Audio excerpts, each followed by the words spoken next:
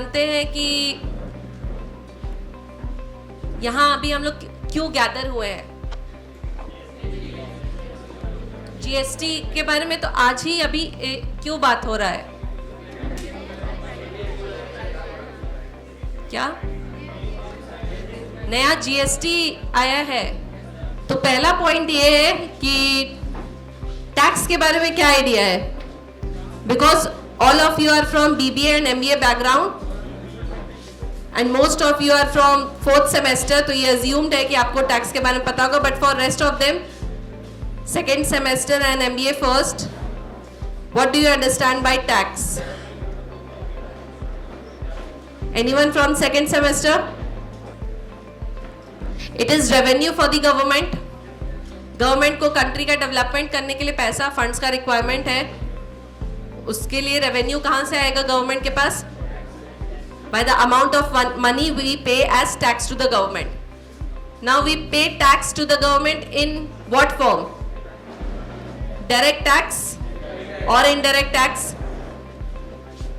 Direct tax is the amount of tax we pay directly to the government, no middleman is there. And indirect tax is paid whenever we purchase any goods or service, और उस goods और service purchase करने time shopkeeper को हम लोग जो amount of money पे कर रहे हैं, that shopkeeper pays the money to the government, that is indirect tax. तो डायरेक्ट टैक्स होता है हमारे इनकम पे, हमारे प्रॉपर्टी पे। द अमाउंट ऑफ इनकम, जितना ज्यादा इनकम होगा उतना ज्यादा डायरेक्ट टैक्स हम गवर्नमेंट को करेंगे। जितना ज्यादा वैल्यू का हमारा प्रॉपर्टी रहेगा उतना ज्यादा हम लोग टैक्स पे करेंगे। बट इनडायरेक्ट टैक्स डिपेंड करेगा on the amount of money we spend on while purchasing any goods or service. तो जीएसटी हमारा डायरेक्ट टैक्स है, इनडायरेक्ट टैक्स? इनडायरेक्ट टैक्स है। We pay that amount when we are purchasing any goods or service. GST कब आया था हमारे country में, कब एप्लीकेबल हुआ? 1 जुलाई 2017। एंड उसके बारे में यहाँ पे जैसा दिया गया है, it is imposed on supply of goods and services. और जब भी हम लोग कोई भी गुड्स एंड सर्विसेज परचेज कर रहे हैं उस पर हम जीएसटी अप्लाई करेंगे। It is a destination oriented tax. Destination oriented tax का मतलब यहाँ क्या है? अगर हम लोग गुड्स का प्रोडक्शन कर रहे हैं बिहार में और उसका सेल भी कर रहे हैं बिहार में ही, तो जीएसटी किस गवर्नमेंट को जाएगा? आधा अमाउंट सेंट्रल गवर्नमेंट को, आधा अमाउंट बिहार स्टेट गवर्नमेंट को। आधा सेंट्रल गवर्नमेंट लेगी, आधा बिहार गवर्नमेंट लेगी। But if you are producing goods in Bihar and selling the goods in West Bengal, तो सेंट्रल गवर्नमेंट तो अपना हिस्सा ले लेगी। बट यहाँ पे प्रॉब्लम आ जाएगा कि बिहार गवर्नमेंट को टैक्स मिलेगा या वेस्ट बंगाल गवर्नमेंट को। तो वहां पे बात आता है डेस्टिनेशन ओरिएंटेड। आपका गुड्स कहाँ डेस्टिन्ड है, कहाँ वो सेल हो रहा है? बंगाल में, वेस्ट बंगाल में, तो वहां की गवर्नमेंट उस टैक्स को रिसीव करेगी। So GST is a destination oriented tax. जहां पे उस गुड्स का कंजम्पशन हो रहा है वहां की गवर्नमेंट, वहां की स्टेट गवर्नमेंट को वो टैक्स मिलने वाला है। Next is it is imposed on every value addition. Most of you must be knowing. अच्छा, जीएसटी के पहले हम लोग कौन सा टैक्स पे करते थे? जीएसटी तो 2017 से आया, उसके पहले हमारे पास वैट था। वैट का full form value added tax. VAT के पहले क्या था? Sales tax. वैट भी हमारा आया था 2005 से। जो लोग ऑलरेडी पढ़े हुए हैं टैक्सेशन एज अ सब्जेक्ट, उनको ऑलरेडी पता होगा कि सेल्स टैक्स का क्या ड्रॉबैक्स था। वहां पे वैल्यू एडिशन पे बात नहीं होता था। वहां होता था कि अगर आप 100 रुपए का कोई सामान बनाए हैं तो उस पे 100 रुपए में तो सामान को आप बेचेगा, उस पे आप 10%, एग्जांपल ले रहे हैं 10% ऑफ द वैल्यू आप कलेक्ट कीजिएगा कस्टमर से और गवर्नमेंट को आगे जाके पे कीजिएगा। तो फाइनली आप कंज्यूमर से कितना पैसा कलेक्ट कर रहे हैं? 100 रुपया लेके अपने पास रख रहे हैं और 100 रुपये का 10% विच इज 10 रुपीज आप कस्टमर से कलेक्ट करके गवर्नमेंट को पे कर रहे हैं। अब ये जो हमारा जिसको हम लोग सेल किए हैं वो फाइनली कंज्यूम भी नहीं कर रहा है, वो क्या कर रहा है? आगे जाके और किसी को बेच रहा है। वो उसके लिए क्या है, उसको कितना खर्चा पड़ गया? 110 रुपया। वो तो ये नहीं देखेगा कि 100 रुपए का सामान था, 10 रुपए हम टैक्स पे किए, वो देखेगा उसको कितना कॉस्ट लगा? 110। उसमें वो अपना कुछ प्रॉफिट ऐड करेगा। For example 40 rupees profit add कर दिया, 150 का सामान हो गया। अब इस पे वो 150 पे फिर से जब सेल करेगा तो गवर्नमेंट बोलेगी 10% हमें चाहिए, 150 का 10% 15 रुपया, तो वो अब फाइनली कंज्यूमर को कितना पे सेल कर रहा है, 165 पे। तो यहाँ पे सेल्स टैक्स इस तरीके से चलता था कि जितने बार सेल हो रहा है उतने बार आप कस्टमर से टैक्स कलेक्ट कीजिए। बट यहाँ पे प्रॉब्लम आया कि हम लोग ऑलरेडी जब 100 रुपए पे टैक्स ले चुके थे, तो फिर से जो हम 150 रुपए पे टैक्स ले रहे हैं उसमें तो वो 100 रुपए इंक्लूडेड है, ऑलरेडी हम पे कर चुके हैं। तो इसलिए बात आया वैट का, वैल्यू एडिशन टैक्स, कि जो सेकेंड पर्सन था कितना वैल्यू ऐड किया, 40 रुपया, तो बस 40 रुपए पे वो टैक्स कलेक्ट करेगा। क्यों? क्योंकि ऑलरेडी 100 रुपए पे टैक्स कलेक्टेड था। तो जिस तरीके से वैट हमारा वैल्यू एडिशन पे बात किया था, जीएसटी भी उसी को अप्लाई करते हुए चल रहा है, वैल्यू एडिशन पे ही बात कर रहा है। बस जीएसटी का ये मतलब है कि वन नेशन वन टैक्स से अगर एक कोई प्रोडक्ट है, मे बी शुगर, तो पूरे कंट्री में सेम परसेंटेज पे शुगर पे टैक्स एप्लीकेबल होगा। बट जब वैट था तो हर स्टेट अपने हिसाब से चार्ज कर रहा था।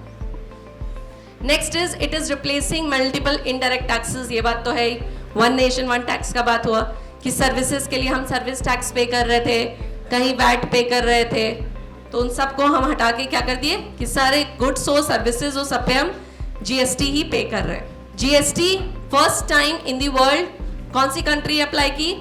France, in the year 1954 France first time की। एंड उसके अलावा आज के डेट में अराउंड 160 कंट्रीज जीएसटी को अप्लाई किया हुआ है अपने कंट्री में। हमारे कंट्री में कब आया? 1 जुलाई 2017। बट हम लोग ये समझते हैं अब कि हमारे कंट्री में इसका प्लानिंग कब से शुरू हो गया? इन द ईयर 2000 जब हमारे प्राइम मिनिस्टर थे अटल बिहारी वाजपेयी, उनका ये विजन था कि जीएसटी इंडिया में भी एप्लीकेबल हो। 17 इयर्स का टाइम लगा to apply GST in our country. तो 2000 में ये प्रपोजल आया। उसके बाद नेक्स्ट 2004 में हम लोग जितने स्टेट्स थे उसके फाइनेंस मिनिस्टर्स एक कमेटी बनाए कि किस तरीके से स्ट्रक्चर बनाया जाए, कैसे हमारा जीएसटी अप्लाई होगा हमारे कंट्री में। नेक्स्ट उसके बाद 2006 में हमारे फाइनेंस मिनिस्टर थे पी चिदम्बरम, उन्होंने अनाउंस किया कि बाय 2010 हम लोग जीएसटी स्टार्ट कर देंगे इंडिया में। बट थोड़ा डिले हो गया। 2009 में डिस्कशन के बाद एक मॉडल तैयार हुआ और 2011 में पहली बार वो पार्लियामेंट में प्रेजेंट हुआ। अब जैसा हम लोग को पता है कि किसी भी लॉ को बनने में पहले बिल पार्लियामेंट में पास होगा, लोकसभा में, राज्यसभा में, प्रेसिडेंट का साइन होगा, तभी वो जाके लॉ बनेगा। तो पहली बार कब गया वो पार्लियामेंट में? 2011 में। बट वहां पे फिर वो लैप्स हो गया, वो कैंसिल हो गया। 2011 के बाद फिर से नेक्स्ट टाइम कब प्रेजेंट हुआ? 2014 में लोकसभा में गया, एक्सेप्टेंस मिल गया। 2016 में राज्यसभा में गया, एक्सेप्टेंस मिला, प्रेसिडेंट का सिग्नेचर मिल गया। एंड नेक्स्ट ईयर 2017 में हमारा बिल पास हो गया, जीएसटी एप्लीकेबल हो गया फ्रॉम 1 जुलाई 2017। तो हमें बस ये पता है कि हमारे कंट्री में जीएसटी कब से एप्लीकेबल है? 1 जुलाई 2017 से। बट इसका प्लानिंग 17 साल पहले ही शुरू हो गया था। कितने टाइप्स का जीएसटी है? जैसा अभी हम लोग बात किए डेस्टिनेशन ओरिएंटेड बात किए। अगर हमारा गुड्स बिहार में ही प्रोड्यूस हुआ और बिहार में ही सेल हो रहा है तो सेंट्रल गवर्नमेंट तो टैक्स लेगी, उसके साथ बिहार की स्टेट गवर्नमेंट। तो वहां पे हम लोग नॉर्मली अगर बिल्स देखेंगे कहीं का भी तो वहां पे सीजीएसटी एंड एसजीएसटी रहता है। अगर हमारा प्रोडक्ट्स पे 18% का टैक्स है तो 9% सेंट्रल गवर्नमेंट ले लेती है, 9% स्टेट गवर्नमेंट। बट यहीं अगर हमारा दूसरे स्टेट में गुड्स जाके सेल हो रहा है तो वहां पे हमारा जाता है IGST, integrated GST. Central government आधा हिस्सा लेगी और रिमेनिंग हाफ डेस्टिनेशन जहां पे हमारा गुड्स सेल हो रहा है वहां की स्टेट गवर्नमेंट। और अगर यूनियन टेरिटरी का बात होगा तो we have UT GST, union territory GST. अब है हमारा मेन बात जीएसटी रिफॉर्म। जीएसटी रिफॉर्म में बोला कि हम लोग अपने जो अभी तक 2017 से तो चलता आ रहा है, हमारे पास कितना रेट स्लैब्स था? 5%, 12%, 18%, 28%। एंड कुछ प्रोडक्ट्स थे जो 0% पे भी थे, जैसे फ्रूट्स एंड वेजिटेबल्स हम लोग खरीद रहे हैं उस पर 1 रुपये भी हम लोग टैक्स GST नहीं पे कर रहे थे, दैट वाज 0%। जो एसेंशियल आइटम्स थे वो 5% पे था, कुछ आइटम्स 12% पे। प्रॉब्लम ये भी था कि हमारा कुछ एसेंशियल आइटम्स 18% पे भी था एंड लग्जरी आइटम्स मैक्सिमम 28% पे था। बट इसको बोला गया कि अब हम रैशनलाइजेशन का काम करेंगे। गवर्नमेंट का यहाँ मेन मोटिव है कि मिडिल क्लास को बेनिफिट मिले। मिडिल क्लास को क्या चाहिए, जो एसेंशियल आइटम्स है वो कम से कम रेट पे मिले। लेकिन अगर रेट्स कम करते चला गया गवर्नमेंट, तो उनका सोर्स ऑफ इनकम कम हो जाएगा। उनका सोर्स ऑफ इनकम अगर कम है तो पूरे इकोनॉमी का डेवलपमेंट कैसे होगा, कंट्री में एक्सपेंसेस कैसे करेंगे वो। तो उसके लिए वो लोग फिर ले आए एक लग्जरी टैक्स 40% का। बोले कि मिडिल क्लास को तो हम रिलीफ दे रहे हैं, लेकिन जो बहुत ही लग्जूरियस आइटम्स है या ऐसा आइटम्स है which is not good for the society, उस पर हम ज्यादा टैक्स चार्ज करेंगे, ताकि एक तरफ से अगर गवर्नमेंट का रेवेन्यू कम भी हो रहा है तो दूसरे तरफ से वो उसको मैच भी कर ले, उनका इनकम उतना ज्यादा ड्रास्टिकली डाउन ना जाए। तो यहाँ पे रैशनलाइजेशन का बात हुआ इन GST काउंसिल मीटिंग। अब GST काउंसिल है एक ऐसी बॉडी जो ये डिसाइड करेगी कि किस गुड्स पे कितना % टैक्स लगे, which is chaired by our finance minister currently Nirmala Sitharaman. तो ऑन 3 सितंबर डिसीजन ये लिया गया, अनाउंस किया गया कि हम 2 स्लैब टैक्स स्ट्रक्चर पे काम करेंगे। मेन हमारा 2 ही टैक्स स्ट्रक्चर रहेगा, पहले 4 था 5, 12, 18 एंड 28, बट अब हमारे लिए क्या है 5 and 18, main 2 he tax slabs है। उसके अलावा हमारे पास एक 40% का भी हम रखे हैं विच इज एडिशनल। एप्लीकेबल कब से है, अनाउंसमेंट तो हो गया 3 सितंबर को, but 22 September which is first day of Navratri, तब से हमारा ये एप्लीकेबल होगा। करेंटली ये एप्लीकेबल नहीं है। तो करेंटली हमारा रेट्स कैसा है, 0, 5, 12, 18, 28। 0 में कोई ऐसा गुड्स, फ्रूट्स, वेजिटेबल्स जो पैकेज्ड नहीं है, उस पर कोई GST नहीं लग रहा है। 5% पे ऐसा गुड्स जिसका मास कंजम्पशन है, बहुत ज़्यादा परचेज करें, नेसेसिटी है, 5%। Next is 12% for processed food, जो पैकेज्ड फूड्स है, ब्रांडेड है, उस पर 12%। Next is 18% for refrigerators, soaps, shampoos. तो ये बहुत बार डिबेटेबल भी था कि सोप्स एंड शैम्पूज भी तो नेसेसिटी प्रोडक्ट्स है, उसको आप इतने हाई रेट पे क्यों रख रहे हैं, उसको भी 5% पे ले आया जाए। And next was 28% for luxury items. इसके साथ एक हमारा सेस भी ऐड होता है ऑन टोबैको प्रोडक्ट्स, जो सिन प्रोडक्ट्स है, which is not good for society. तो उसके ऊपर जो 28% तो टैक्स लगता ही था, उसके साथ साथ सेस भी एडिशनल चार्ज किया जाता था, which is still applicable after GST reform. बोला 40% तो हम सिन प्रोडक्ट्स पे चार्ज करेंगे ही, उसके साथ सेस भी ऐड करेंगे। इसके अलावा हमारे पास 2 स्पेशल रेट्स हैं on any precious stones, 0.25% which is still applicable, and gold पे 3%। इन दोनों में कोई चेंजेस नहीं हुआ है, ये अभी भी एप्लीकेबल वैसे ही है आफ्टर GST रिफॉर्म। तो हमारा की चेंजेस क्या हो रहा है, पहला कि 2 स्लैब स्ट्रक्चर है, 5 एंड 18%। रिमेनिंग 2 जो था 12 एंड 28% को रिमूव कर दिया गया है। एक एडिशनल लग्जरियस टैक्स या सिन टैक्स भी कहा जा रहा है, 40% लाया गया है, and this will be applicable from 22। But क्यों ये चेंजेस लाने का रिक्वायरमेंट था, पहले से भी हमारा टैक्स स्लैब स्ट्रक्चर चल रहा था। First is simplification. अभी बात क्या हुआ कि शैम्पूज एंड टूथपेस्ट को 18% पे रखा गया था, और कई बार इस पे बात हुआ कि ये भी तो हमारा एसेंशियल आइटम्स है, इसको 5% पे होना चाहिए, ये इतने हाई रेट्स पे क्यों है। तो सिंप्लीफाई करने के लिए जहां 4-5 टैक्स स्ट्रक्चर्स है, वहां पे हम 2 टैक्स स्लैब्स पे ले आए। Next was to boost consumption. अब जो नेसेसरी गुड्स है वो अगर कम दाम पे मिलना शुरू हो जाएगा तो लोग ज्यादा परचेज नहीं करेंगे, डिमांड इंक्रीज होगा, और जहां डिमांड इंक्रीज होगा प्रोडक्शन बढ़ेगा, ऑटोमेटिकली कंपनीज को रिक्वायरमेंट होगा ह्यूमन रिसोर्सेज का जो उसका प्रोडक्शन में हेल्प करे। तो प्रोडक्शन इंक्रीज होगा, जॉब क्रिएशन होगा, तो बूस्ट प्रोडक्शन के लिए यही है।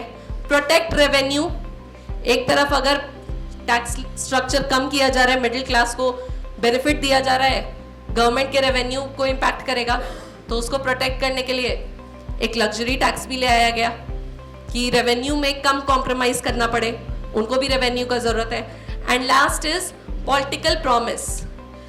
कब हुआ था ये पॉलिटिकल प्रॉमिस? 15 अगस्त 2025 को प्राइम मिनिस्टर अनाउंस किए थे कि हमारा बाय दिवाली हमारा जीएसटी रेट्स कम होगा। तो पॉलिटिकल प्रेशर था ही, जीएसटी रेट्स एनीहाउ कम होना था, दिवाली पे होता, नवरात्रि पे ही हो गया। अब है कि इन चेंजेस के बाद क्या इम्पैक्ट पड़ रहा है, क्या प्रोडक्ट्स हैं जो चीप होते जा रहे हैं, कम रेट्स पे मिलेंगे। तो first is necessary items, food items, house hold items. Example यहाँ लिया गया वही शैम्पू का, जहां पहले 18% टैक्स पे कर रहे थे, it has come down to 5%। तो अगर 100 रुपए का बॉटल था, उसको परचेज करने में 118 रुपए टैक्स पे कर रहे थे। आज के डेट पे अब हम लोग आफ्टर 22 सितंबर कितना पे करेंगे? 105 रुपया। तो हमें एक प्रोडक्ट पे 13 रुपए का बेनिफिट है। इस तरीके से बहुत ज्यादा कंजम्पशन होता है तो कितना ज्यादा का बेनिफिट होगा। Next is white goods and electronics. अब इसमें क्या आता है, जो हमारे लिए एसीज है, पहले एसी को एज अ लग्जरी आइटम देखा जाता था, बट आज के डेट पे वो नेसेसिटी है।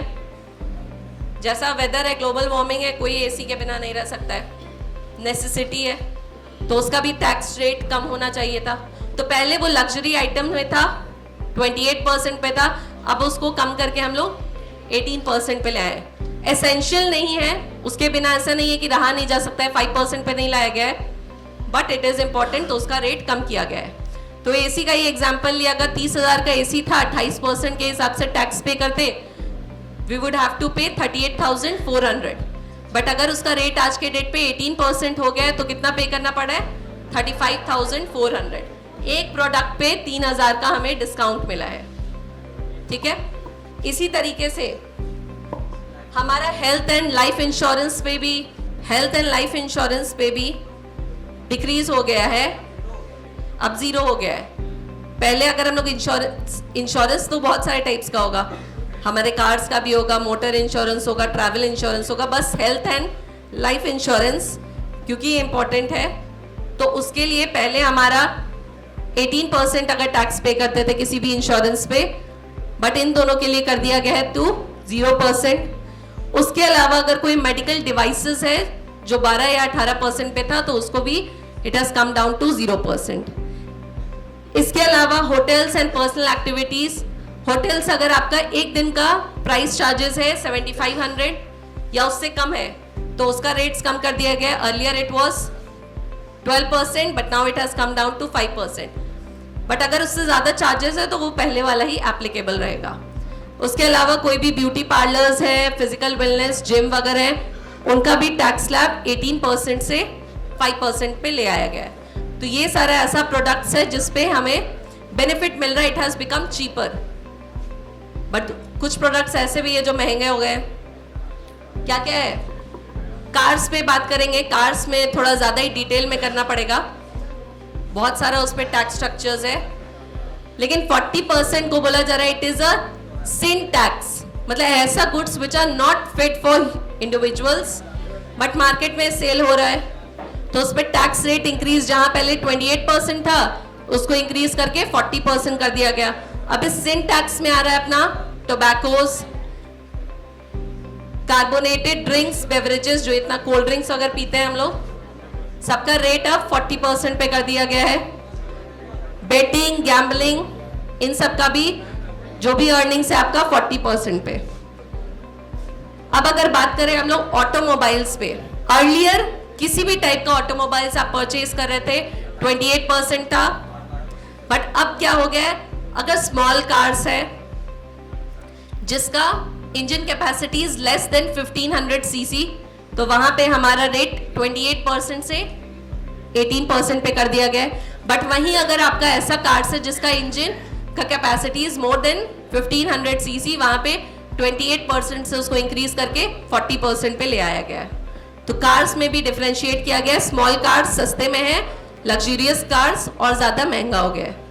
बट तीसरा एक और कार आता है इलेक्ट्रॉनिक व्हीकल्स, वो पहले भी 5% पे था, अभी भी वो 5% पे ही रहेगा। फिस्कल पॉलिसी में गवर्नमेंट का जितना भी इनकम है, main source of income government के लिए क्या है? टैक्स, बी इट डायरेक्ट और इनडायरेक्ट टैक्स, और डिफरेंट सोर्सेज पे गवर्नमेंट को एक्सपेंडिचर करना रहेगा, infrastructure development, health care, education, different sectors. तो इन सब का बात होता है फिस्कल पॉलिसी में। तो अब इतना ज़्यादा जो गवर्नमेंट कंसेशन दे रहा है हमें जीएसटी में, तो उनका रेवेन्यू तो बहुत कम हो गया होगा, लॉस में जा रहा है। तो जैसा दिख रहा है हमें कि अराउंड 16 to 20% बिलियन डॉलर्स का शॉर्ट टर्म में एक्सपेक्टेड है कि गवर्नमेंट को लॉस होगा initially, but in the long run जब लोगों का कंजम्पशन इंक्रीज होगा, लोग ज्यादा परचेज करेंगे, तो एक्सपेक्टेड है कि वो रिकवर हो जाएगा। दूसरा है कि इस लॉस को ओवरकम करने के लिए क्या किया गया? कॉम्पनसेशन सेस, लग्जरी टैक्स ये अप्लाई किया गया है कि लॉस तो हो ही रहा है, लेकिन जो सुपर लग्जरियस आइटम्स है उन पे बहुत ज्यादा रेट्स इंक्रीज कर दिया गया है। Impact on the middle class, middle class पे क्या इम्पैक्ट होगा? डायरेक्टली कंजम्पशन इंक्रीज हो जाएगा, ज्यादा खरीद पाएंगे, जो चीज उनको पहले महंगा पड़ता था अब सस्ते में मिलेगा, ज्यादा खरीद सकते हैं, परचेजिंग पावर उनका इंक्रीज हो गया है। और अगर परचेजिंग पावर उनका इंक्रीज हो गया, लोग ज्यादा खरीद रहे, तो जो कंपनीज है जिसको उन गुड्स को प्रोडक्शन करना है, वो अब ज्यादा मैन पावर को हायर करेगी इन ऑर्डर टू मैन्युफैक्चर। अब मैन पावर ज्यादा हायर कर रही है तो उससे क्या होगा? जॉब क्रिएशन, इनडायरेक्ट में जीएसटी डिक्रीज करने से जॉब क्रिएशन हो रहा है हमारा। दूसरा डायरेक्ट बेनिफिट है कि हेल्थ केयर सेक्टर पे हमारा जीएसटी नील कर दिया गया, 0% पे ले आया गया, तो वो बहुत बड़ा इम्पैक्ट होगा मिडिल क्लास पे। एंड इनडायरेक्ट वे में एक better financial planning middle class person, क्योंकि सिंप्लीफाइड कर दिया गया, पहले इतने कॉम्प्लिकेशंस था, अब बस 2 स्लैब स्ट्रक्चर है तो इजी है। अभी जैसे एक क्वेश्चन आया, पूछे कि मैम 5% पे क्या है, 18% पे क्या है? तो 5% पे वैसे गुड्स है जो हमारे लिए एसेंशियल है, जिसके बिना हमारा डे टू डे लाइफ नहीं चल पाएगा। फूड आइटम्स, सोप, शैम्पू, ये सारा चीज, वो सब 5% पे एसेंशियल है। 18% पे है जो हमारे लिए नेसेसिटी है। ऐसा नहीं कि उसके बिना हम जिंदा नहीं रह पाएंगे, बट आजकल मिडिल क्लास को भी एक गाड़ी चाहिए, एसी चाहिए, कंफर्टेबल लाइफ चाहिए, तो उन सब पे 18% है, ऐसे ध्यान रहेगा। एंड लास्ट इज 40% जो सुपर लग्जरियस है या सिन टैक्स है, which is not good for our health, उन पे 40% टैक्स है। तो अब इतना देर हम बोले हैं, थोड़ा क्वेश्चन आंसर कर लेते हैं। कितना समझ आया? ये सब सिर्फ बात करने में रहे। When did GST come into effect in India? 2017 it came into effect. And when was the planning started? 2000. And who envisioned it for the first time? What is the name of the first country to introduce GST? In which year? Is GST a progressive or regressive tax? ये point शायद miss out हुआ, इसीलिए सबका answer गलत है। And बात तो ये है कि जो टैक्स पढ़े हुए सब्जेक्ट उनका क्यों गलत है? तो प्रोग्रेसिव टैक्स क्या होता है, रिग्रेसिव टैक्स क्या होता है? हम लोग स्टार्टिंग में 2 टाइप्स का टैक्स पढ़े, direct and indirect. Direct tax क्या होता है कि अगर आपका इनकम कम है तो आप कम टैक्स पे कीजिए, आपका इनकम ज्यादा है आप ज्यादा टैक्स पे कीजिए। अगर आपका इनकम कम है तो मे बी आप 0 रुपीज टैक्स पे कर रहे होंगे अपने इनकम पे, लेकिन वही अगर आप करोड़पति हैं तो आपका उतना ही ज्यादा होगा। तो ये क्या कर रहा है? इक्वालिटी लाने का कोशिश कर रहा है सोसाइटी में। तो this is progressive in nature, कि जो जिनके पास ऑलरेडी कम है उनसे क्यों पैसा लेना, तो प्रोग्रेसिव है।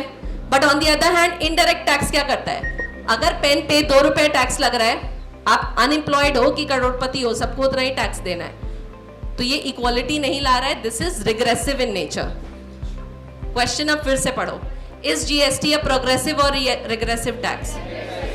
Because GST is an indirect tax, it is regressive in nature. वो इक्वालिटी नहीं ला रहा है लोगों में। अनएम्प्लॉयड हो वो भी उतना ही पैसा पे करेगा गवर्नमेंट को, करोड़पति हो वो भी उतना ही पैसा पे करेगा। What is the primary goal of GST 2.0 reform?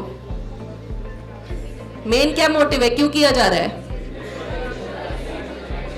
Simplification के लिए, मिडिल क्लास को अपलिफ्ट करने के लिए, उनका जो मेन एसेंशियल आइटम्स है उनका प्राइस कम हो जाए, उसको बहुत ज्यादा रिड्यूस किया गया है, तो ये सारा मेन ऑब्जेक्टिव है।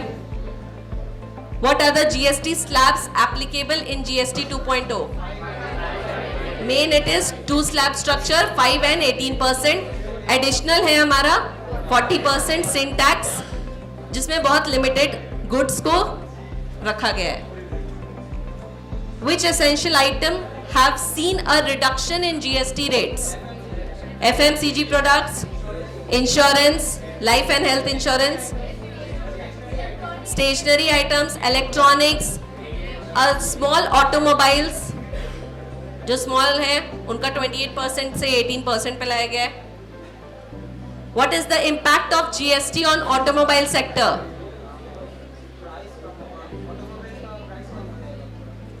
सारे ऑटोमोबाइल्स का कम हुआ।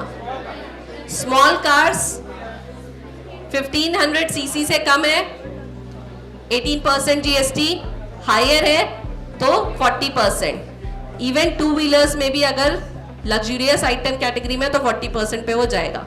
उसके लिए 350 सीसी का देखा गया 2 व्हीलर्स के लिए।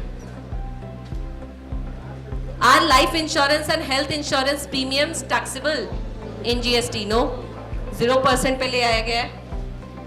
What is the purpose of 40% slab rate? Revenue recover करना है, जो products which are not good for the society उन पे ज्यादा टैक्स चार्ज करना है, तो ये सारा रीजन है कि 40% स्लैब लाया गया। When will the new GST rates be applicable? 22nd September 2025. Any questions from your side? किसी को नहीं? Okay then. Thank you for the session.